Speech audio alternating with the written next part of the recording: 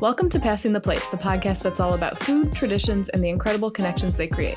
I'm Ashley Covelli, the food writer and recipe developer behind Big Flavors from a Tiny Kitchen. And I'm Lisa Lisson, the genealogist and family history expert behind Are You My Cousin? We are your guides on this flavor-packed adventure. We're not just talking about recipes. We're diving into family history, exploring new cultures, and preserving favorite recipes for future generations. In short, we're celebrating the stories and tastes that come with every bite. So grab a seat at the table and let's head out on a journey of flavor, tradition, and connection. This is Passing the Plate, where every episode is a feast for the senses and a celebration of togetherness.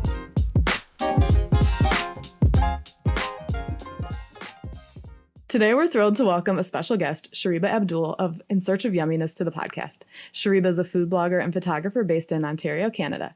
On her blog, In Search of Yummy-ness, she creates approachable seasonal comfort food recipes inspired by global cuisine, drawing on both her Trinidadian heritage and Canadian upbringing. With a background in culinary arts and over 15 years in food media, Shareba loves helping home cooks feel confident in the kitchen. So I've known Shareba online for many years now, and it's always so fun to see the things that she's cooking in her kitchen and growing her in her garden. So Shareba, thanks so much for joining us today. Thank you for having me. Oh, we're thrilled to have you. It's my first podcast. Oh, well, we are honored, and hopefully, we're very laid back. So anything that comes up, it always is interesting to see kind of where the conversation goes, especially when you get food people talking. I agree with that. Definitely. I'm thrilled to meet you, Shareba. And of course, my background is I'm bringing the family history side into the podcast. So I'm thrilled that you have the Trinidadian heritage and you combined it with your Canadian upbringing and your cooking and culinary story. So I'm thrilled to really find out what all you love to do. But I would like to, let's go way back first. How did you get interested in cooking? Is it something that you did as a child? Is it something was there a certain moment in time when you're like, hey, this is really cool stuff? What got you started in all this? So very early on, kids would be watching cartoons on television. I was watching Yan Can Cook. Yes. I just aged myself. I love it. I just aged myself a little bit. Oh, listen, we don't worry about aging people around here because I can guarantee you. What was the name of that show again? It's Yan Can Cook. It was like a chef. He's still around. He's, older now, but he's very popular in like Asian cuisine. So I was watching him. Martin Yan, exactly. Mm-hmm. And I was really interested in how he put dishes together. And so that was one of my favorite things to watch. There was another one with James Barber. I don't remember what his show was called. Galloping Gourmet or Traveling Gourmet. I can't remember, something like that. But I was watching cooking shows instead of cartoons. So I was always interested in that. And then my mom has always been a really good cook, and food's always been a really big part of our family. So I kind of just naturally picked it up. There was never like a single moment where I was like, oh yeah, I want to do food. Although at one point, I think when I was trying to pick universities, I was like, well, what kind of courses do you do if you want to be a restaurant critic? But that didn't last. No, I ended up doing media instead, media and journalism. So, kind of ties in, right, with some of what I do now. But yeah, it's just been something that's just ingrained in me and has always been there. So it was never like a specific moment. Although later in life, I did decide to do culinary courses just so I could actually have more of an education in that space, but I didn't want to do full chef school. Mm-hmm. Yeah, it's a commitment. That's fascinating. It is. So yeah. Ashley, of course, my daughter, but my daughter actually, when she was looking at colleges, she wanted to be a food writer. And that's exactly what she was kind of looking at. But she actually ended up going, she kind of, found what you found is that you don't really go to school for that per se. Yeah. And ended up, so she's a dietitian now, but definitely, cool. I love how you guys kind of came at it almost from the same angle. Yeah. I think when you're young, you're like, you think there's just going to be a specific program for that one thing you want to do, right? Yeah. So I'm not particularly familiar with Trinidadian cuisine. How would you describe it to somebody who's unfamiliar? If you could. Yeah, I know. So to understand the cuisine, you kind of have to understand the history of the island. So Trinidad was discovered by Christopher Columbus for Spain, right? Okay. So that's where we kind of started. So we have Spanish influences in our food. But then over the years, different countries kind of held claim to the island. So as all these different countries came in with their culture and their recipes, we started kind of adapting our food to suit these things.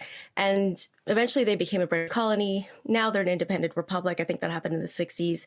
But there are British influences in the food. There are West African influences, South Asian. So the recipes that we have kind of look like other people's food, but they're made with what you can find locally, right? Because it's a tiny island. It's in the Caribbean. Obviously, you're not going to find things that grow in like cooler climates. So you kind of had to take those ingredients and change them. So we have some dishes that look like African cuisine or like Chinese cuisine, but they're not made in a way that you would ever find from the original country. Oh, interesting. Love that. One thing that I actually... One thing I found that was really funny to me was when I was doing my culinary classes, I did an elective in different types of Indian cuisine. And I thought I knew what Indian cuisine was because I'm like, we do curry. And then I find out that curry's not a thing in India. Right. They don't use curry powder, right? The way we make curry chicken is we would use a curry powder as the base. And the only other people who do that are people in Britain. So Right. That's actually a British influence, not an Indian influence. But like until you kind of learn about the other cultures, you don't necessarily know. Yeah. And that's one of the things I love so much about doing this is actually by the time your episode airs, we'll have aired an episode with an Indian cook. And yeah, we talked a lot about some of those ingredients and stuff too. And it's really interesting when you're not immersed in that culture, you might think, like you were saying, you think you know, but it's not really the way that you thought. And it's really interesting to learn and just open your worldview, I feel like. Totally. Yeah. And I love that because you're looking at the food in context of, as you said, how Trinidad was settled, the history of Trinidad. And, of course, we see that here in the US, certain pockets, that were settled by certain ethnicities. You'll see, those foods have evolved, but they still have their roots in their original lands. Because when people moved, they brought their knowledge. They couldn't necessarily bring a lot of things. Yeah. But you could bring that recipe in your head. You could bring those traditions in your head. And we do see that coming through. And I always talk when I'm helping people find their family histories or just straight up genealogy research. We have to understand the context. We have to understand our ancestors within that specific time. So absolutely. I love how we see it kind of not just in finding their records, but how it just spills right over into what they ate and how foods developed. I think that's a really cool thing. Yeah. I think evolution's the word too. Like it really is those different dishes evolved with what was available and then also evolved over the years, right? Yeah. And I feel like we've talked a lot about like modernizing recipes or making them fit your life now. Like maybe they were traditional from your family from however many years ago, but there's different technology and there's different ingredients. And to me, I don't feel like that makes it any less like legitimate. I feel like the fact that you're enjoying the food in your way that you're able to do it is just hugely important. And that's something that I've been doing with some of the Caribbean recipes on my website too.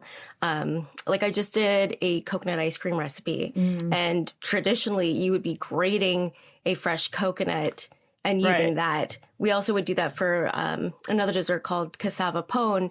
You would be grating cassava and grating coconut, and it's very like time heavy, right? It takes a lot of time and effort to make. And oftentimes it's hard to find a good coconut here in Canada that is, in good enough condition to make these things. So I use frozen because now you can actually get those things pre-shedded and frozen. It just saves you so much time. So to me, it's like, why wouldn't I try to use these convenience items? Right. Because I can make the same dish in a fraction of the time. And like getting into a coconut, I feel like is a little dicey. Like, yeah, it's some work. It is some work. Like I have vivid memories of like my dad sitting on our floor in the kitchen with like a hammer and an old cutting board and just going at it. And I've never wanted to do that. Yeah. I don't think I have the arm strength for it. I mean, there are different ways you can do it with like ice picks and stuff, but yeah, no, it's not an easy feat. Like that's not a weekday thing. Just gonna come home from work and crack open a coconut. That's what I have visions of people sitting on the floor now trying to crack open a coconut. with an ice pick. Can't imagine. But it does remind me, my dad talked about black walnuts. We had black walnuts, and those are in these, I mean, you literally they would send they would tell the kids to go and give them a hammer and tell them to crack these walnuts. And what little kid doesn't want to take a hammer and start hitting things under the tree? Yeah. See, the kids of today just won't have these things. Yeah, that's right. So one of the things when we were planning our chat with you today, Shareba, was kind of thinking about if there were any ingredients that were particularly prominent in Trinidadian cuisine.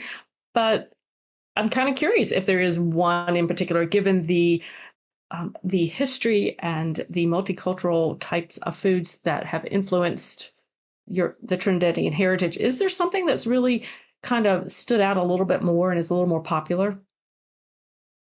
So I think overall, I mean, coconut's something that you're really going to find in a lot of things. That's something that's indigenous to the island. But also different root vegetables. We call them provisions. But they're like different, think of like potatoes, right? There's different types of root vegetables like a potato that we have that we would use in various cuisines like cassava or edos. And then fruits like mangoes. It's a lot of produce, I would say. Like really our food has a lot of produce. And I think what you ate was probably dependent on your family situation, because if you're on the lower income side, you're probably eating more of the produce, not so much like meats and things. So right. I think for me, like when I think of Trinidadian cuisine, I definitely think of produce. Gotcha.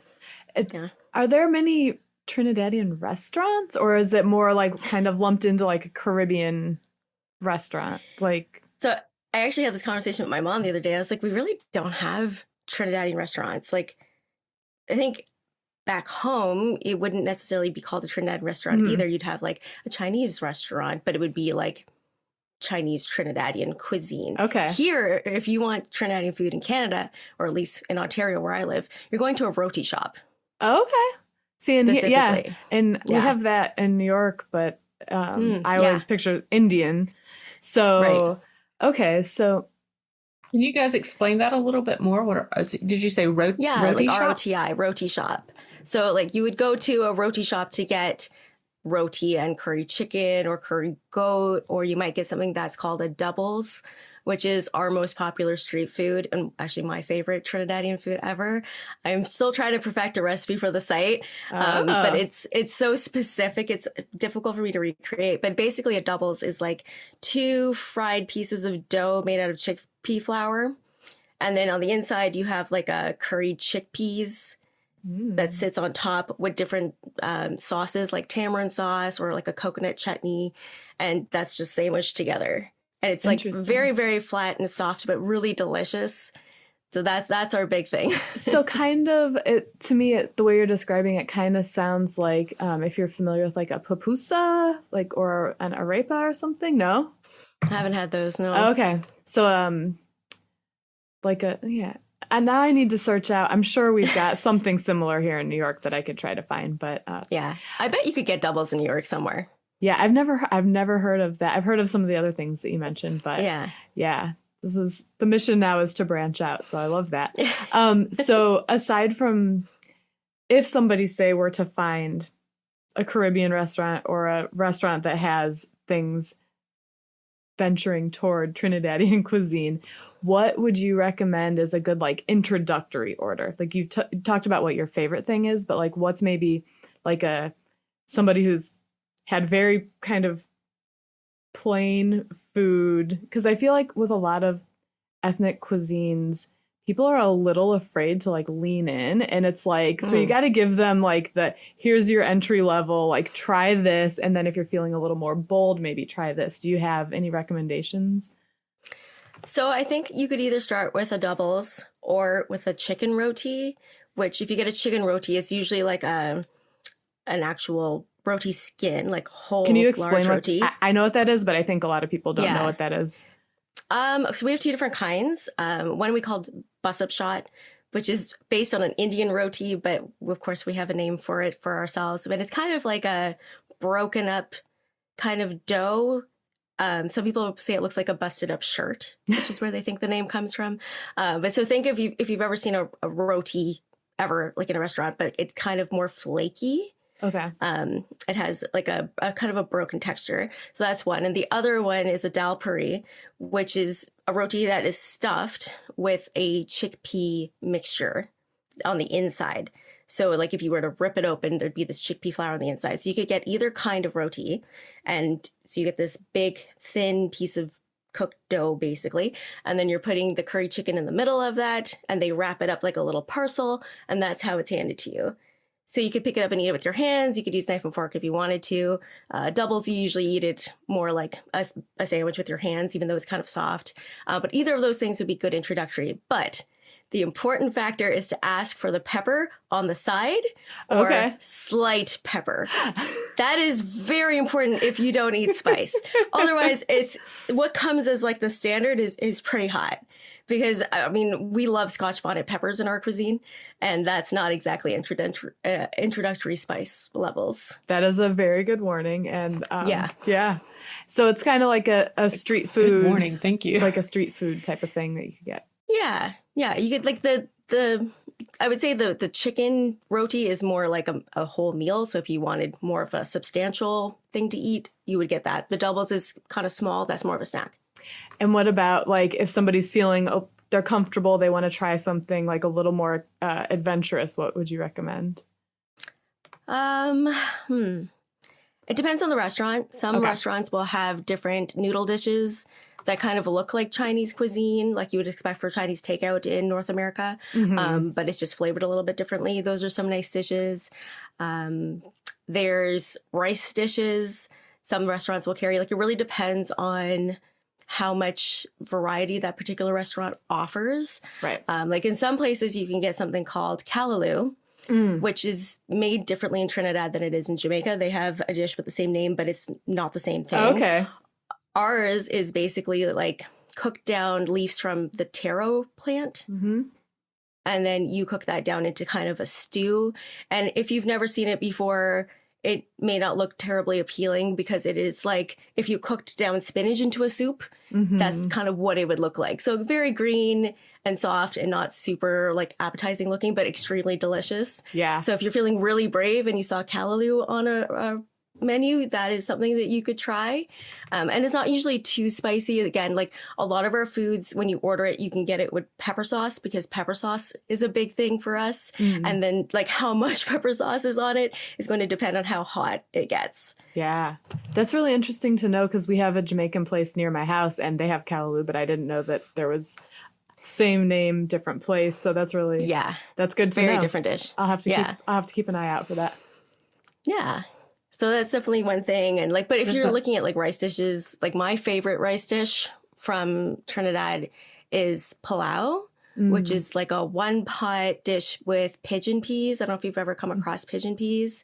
There's actually a different name for them in Indian cuisine, but I don't know what it is. But basically it's like rice and peas and chicken and coconut milk and you cook it all in one pot and it's just really satisfying to eat. Yeah. So I really like that one. Yeah. Love that.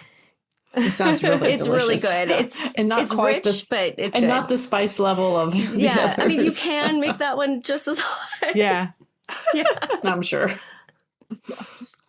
And I appreciate learning a little bit like how to ask for it or how to order it without getting just overly spiced at the beginning because I like spicy things. But I've had those experiences where I didn't know any better and it's too much too fast, you know. And it's not enjoyable if it blows your whole palate out, right? And like for me, I used to eat more spice, but now that I'm diabetic, I've noticed my spice tolerance is a lot less. Oh, wow. So I even have cut back now. Yeah.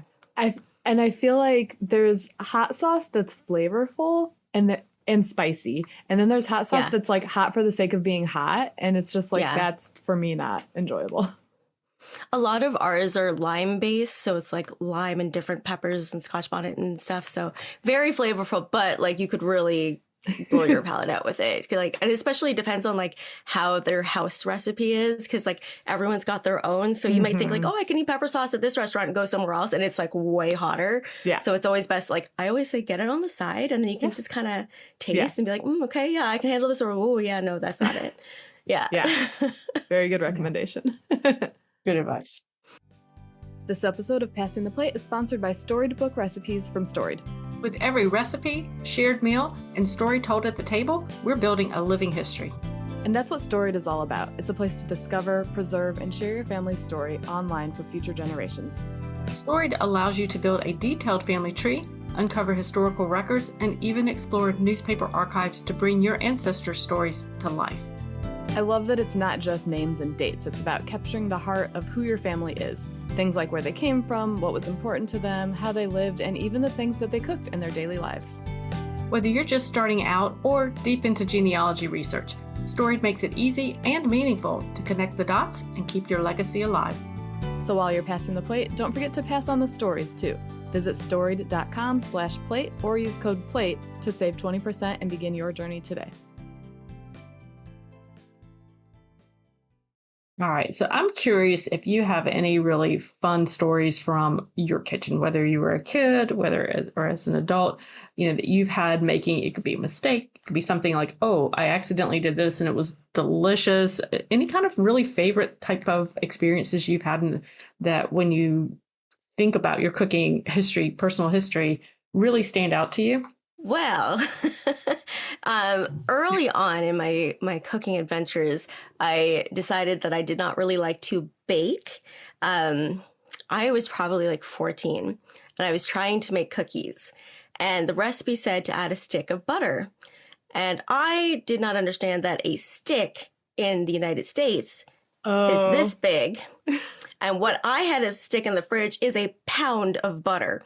So I put a whole pound of butter thinking that was a stick. Oh, wow. And the cookies, I had one of those trays that don't have the edge. Like it's just a cookie sheet. And so as they got hot, it melted and they went off. And it was ages ago. We had an open element on the bottom of our oven. Oh, no. So now I've got flaming cookie dough on the bottom of the stove. Somehow ignited cookies on the actual tray. So and again, like this is old times, we had fabric, what do you call them? Oven gloves. So I'm now taking flames out of the oven with fabric gloves that are now catching on fire. My mom walks into the kitchen. I'm standing there with like flaming gloves, flaming everything. And she's just like, oh my God. She just comes and grabs a pot lid, makes me take everything off and like just, snuffs it out, turns off the oven. And I was just so panicked that I was looking at it like, what do I do? Yeah. So I kind of started off rough with the baking and it never really recovered. Still not a baker, huh? Like I can make a few things, but I won't make like a pie or cakes and stuff, not often. Yeah. I feel like experiences like that, though, for the type of work that you and I do with developing recipes are actually helpful because, like, in more recent years, I've started, if I put an ingredient that has, like, a container, like one can, I always then in parentheses specify how many ounces or what size, how many. So I feel like that's, I'm sure whenever you use butter in recipes now, you very much specify. Yeah. Not about to say one stick. Yeah. Well, I mean, even whole ingredients like one lemon, like the juice of one lemon can be a tablespoon. It can be like a third of a cup. Like it really depends. So, and it's hard too, because like things like beans that I recently realized, look, our beans are 19-ounce cans, but I think yours are more like 15. Yeah, like 14 and a half or 15, yeah. Yeah. Have you noticed any other big differences between like Canadian and U.S. measurements or recipes in general? Not too much, but I would say there's certain things with dairy that get confusing, especially between us and, let's say, Britain and Europe. Like the milk fat quantities are different. Oh, interesting. So that's something that I've run into because we have whole milk that's like, I think 3.25%. And that's our like heaviest milk that you could get. So you can get like 0, 1, 2, and 3.25. Okay. Or they call it homogenized milk. I don't know if you guys have that. Mm-hmm. Yeah? Yeah. But I think it's different in the UK. Are we 4%? I'm not Yeah, I think ours so. 4%. But 4? Yeah, for whole milk, yeah. It's like you can do fat-free. Skim, I think, is 1%. Then 2% is low fat. And then, I think whole is 4. Okay, so a little bit more than ours. Yeah. So it's just interesting. Like you would just think it would be similar across the board. Yeah. And in some places it doesn't make a difference, but then in some places it really does. Yeah. So speaking of like developing recipes, how do you find inspiration when you're developing recipes? So for me, I kind of do a combination. I've been trying to document my mom's Trinidadian recipes because I just don't want to lose those. Yeah. And it's really hard because when my mom cooks, she doesn't measure anything. Mm-hmm. You know, she's just cooking by feel. So it's like, how much did you put in that? She's like, well, you know, like enough. You're like, okay, let's sit and measure. But like over the years, she's gotten really, really good at documenting that for me now. Like it was definitely a challenge at the beginning for her because she doesn't cook that way. But now she's like a pro. She can like sit and write everything down for me. So that's super helpful. So we're slowly working our way through our family recipes. I love that. So that's been really fun. And then on the other side, like as I was getting older growing up in Canada, I realized I really like seasonal food. Like that's not something we have in Trinidadian cuisine because there's no seasons, right? Like it's just kind of, you have hurricane season and you have the dry season. And to my knowledge, you don't make anything special for hurricane season. Right. You know? Maybe things that you can do without power if the power goes out. Yeah. I mean, and they think that's probably why there's a lot of recipes made with shelf-stable ingredients that don't rely on like fresh milk, for example. But other than that, like you just don't have those weather changes, right? So here, that's such a big thing. Like I don't want a salad in the middle of winter when it's minus 40 outside. So I'm eating really differently as the weather changes. So when I'm thinking of recipes, I'm like, okay, like we're getting into the cooler season. What do I feel like people will want to eat? What kind of celebrates what's in season around that time? And that kind of ties into my gardening too. Like I try to eat things that are not always in season, but at least kind of feel like it's right for the season. You know, because like you're not going to get a mango here that's in season in, you know, Canada, but you still try to, you know, I still want those things kind of in the warmer weather.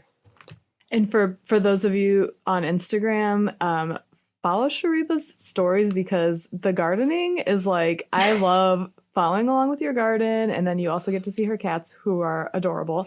But the stuff you grow is just beautiful and you have such a nice variety and she's got like really great tips. So I super appreciate seeing that kind of thing. Thank you. And it's interesting that you said that about seasonal food. Literally my next question for you was that you focus a lot on seasonal eating. And I was wondering if you have any tips for people if they need help figuring out how to embrace seasonal food choices, because it's intuitive to some people and other people, like, since we can get tomatoes at the store year round, they don't necessarily realize like what's tomato season. Right. So I think the first thing that's really important to think about is like, what would you see growing around that time of year? Like, you know, in Canada, you're not going to see a tomato growing outside. So the tomatoes are not going to be in season. That being said, I have no issues with eating vegetables and fruits all year round, because if we were to only eat what was available in Canada, you know, indigenously, we would not have much options. You know, there would not be much to eat. So, I mean, for health and variety of diet, I still recommend, like, you know, eat what you can throughout the year. We're really lucky to have really high quality frozen produce as well, which is always a nice option if things aren't fresh in store. But, you know, if you want to try to eat local or you want to try to eat what's actually in season, try to think about what you would see growing outside at that time of year. You know, we tend to think of like fall, we see squashes and pumpkins. So those are things you might want to enjoy that time of year. Summer, you might think of berries. Okay, so that's something that you might want to incorporate. But it doesn't always have to be seasonal and local. And I think we're really fortunate where we live that we have a lot of access to local, but not everybody does, right? So I never want to be that person who's like, oh, you should only eat what's grown locally. And I think that's a privilege, really. Absolutely. Anything grown within a 20-foot radius of your house is fair game. Yeah. Yeah. Are there a few recipes from your website? Like if somebody were coming to your website for the first time, like a few recipes that you think are maybe exemplary of your cooking style or just favorites, but either your favorites or your audience's favorites that you would encourage them to try? For sure. So one of my favorites is actually probably a dish that you're very familiar with, Ashley. So it's one that I grew up with. It's not from my family. We grew up with an Iranian family that we met as soon as we immigrated. And they make a rice dish with potato tahdig. Ah, yes. Mm-hmm. Which is my favorite food of all time. My favorite dish. And it took me years to convince that family to share the recipe with me. Years. And I finally have it. That's and it's amazing. fantastic. I just love like the buttery rice with the crispy potatoes on the bottom. It is a carb fest and probably not something I could eat a lot of now as a diabetic. Right. But really, really good. Yeah. Yeah. I love that one. You had me at potatoes, really, honestly. But so can you describe? So it's potatoes, it's rice. What else? Can you describe it a little bit more? It's like steamed rice, or at least the version that I have is steamed rice that has butter. So it's like a very buttery rice dish. I think sometimes we put saffron in it. And then when you set up the pot, you've got slices of potatoes on the bottom and the rice is on top. And then when you serve it, you flip it so that the top has this crispy potato crust and then the fluffy rice underneath. Yeah. Yeah. And people like fight over getting the crispy bits, and there's versions of it made with like lavash, like a kind of like a pita bread type of thing. Yeah. Instead, my dad sometimes he would literally go to a drive-thru and buy French fries and throw French fries on the bottom. Like, oh, wow. Yeah. So you can really, and it's not always just that's like cool. white rice. Sometimes I have one on my site that's that has like dill rice and lima beans, but there's a lot of that one's really variations. tasty. Yeah, I have no idea what that one's called, but I've eaten it. Wow. It's so good. Yeah, it's really good. It sounds delicious. Yeah. I mean, potatoes, rice, and butter. I mean, talk about comfort food. Yeah. Any other recipes you'd recommend? Like, so get to that know one. you? The pilau, I have the chicken pilau on my site. That one's a really good, easy one-pot dish. For non-Caribbean, I have pumpkin pie crepes, which I think just doesn't get enough love. It's really nice because if you wanted to make a dessert for Thanksgiving and you can't use your stove because your oven's full of turkey, you can make it on the stovetop. Or you could make it on a burner if you have a portable side burner. So I kind of like that. Yeah. My son will be very happy that you told me this because I'm going to look that up and we'll definitely link to it in the show notes. But for sure. The chocolate drizzle is. But I've been over here making notes. Well, and like. I've been making notes of what I want to try. Really good like day after Thanksgiving breakfast or like, right? Yeah. Or like if you need a brunch that's seasonal, it's kind of fun for that too. And you can always make the crepe, like the actual crepes ahead of time, keep them warm and then assemble them, last minute. So that's kind of nice too. But yeah, I wish that recipe got more love. It was really tasty. Well, we're working on it. It's okay. It's 'tis the season. We'll work on it for you. But yeah, I mean, it's a lot of comfort food, I love that. I feel like you just can't go wrong with comfort food. So I agree. Well, thank you so much for joining us today, Shareba. Can you let people know where they can find you online? Sure. So my website is insearchofyummy-ness.com. And then I'm also at In Search of Yummy-ness on Instagram and Pinterest. And YouTube. Ah, very good. And just the spelling is yummy with a Y-N-E-S-S. Yes. Y-U-M-M-Y-N-E-S-S. We'll link them. Y-U-M-M-Y-N-E-S-S. Yeah. Has anybody gotten the other spelling? Is it? Yeah, actually, when I started, somebody had the I already, and they were doing like a cooking school documentary type of blog. Oh, interesting. So I wanted to make sure I had a different spelling for mine. Yeah. I don't know if they still blog. I should check. Yeah, it's funny to see, like, especially you've been doing this when did you start yours? 2010. Yeah, so similar, quite a long time. It's interesting seeing how things change over time. With food sites has changed. Yeah. We're like dinosaurs in the 100%. Happily dinosaurs eating our comfort food. Exactly. And rephotographing it. Yes, yeah. So no, I love your website name. I think it's fabulous. In Search of Yummy-ness, because that's what I'm always in search of. Yeah. And the photography is so good. Like, thank you. Yes. I really appreciate that. Yeah. So, and I'm sure you're going through the whole like reshooting old things and trying to like keep things updated, but you can really tell that you're like putting in the work and it's noticed. So. I appreciate that a lot. Yeah, it's definitely embarrassing to look back at some of the old ones now, for sure. Like the flip phone photos? Yeah. Yeah. Yep. I still have some of those probably on my website. It's like the old Nokia phone. Yep. Oh, yeah. Mm-hmm. Yep. Times have changed. The kids are lucky these days. The newcomers are starting out with the nice iPhones that are like perfect. Yep. I have no idea. No idea. I have no idea. Yep. You can follow along with Shareba online by checking the links in the show notes for this episode at passingtheplate.org/70. That's a wrap on this episode of Passing the Plate. We hope you enjoyed our journey into the world of food, traditions, and the amazing connections they create. It's been a pleasure sharing these stories and flavors with you. Remember, food is more than just sustenance. It's a way to connect with our past, present, and future. So keep sharing your meals, keep passing those plates, and keep creating memories that will last a lifetime. Head to passingtheplate.org/podcast for show notes.